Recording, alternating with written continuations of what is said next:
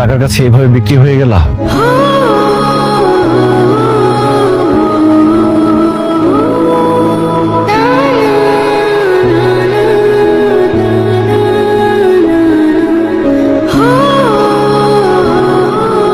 আমার কিছু করার ছিল না কাজল। তুমি থাকলে আমি ফাইট করতে পারতাম, কিন্তু তুমি তো জেলে ছিলে। আমি পালিয়ে কার কাছে যেতাম বলো? এখন তো আমি জেলে না, এখন তো আমি বাইরে। এখন আমি আর তোমাকে ছাড়ছি না। পাগলামি করো না প্লিজ, এমনিতে অনেক পাগলামি করে ফেলেছ। আমি কিছু দেখো নাই তুমি।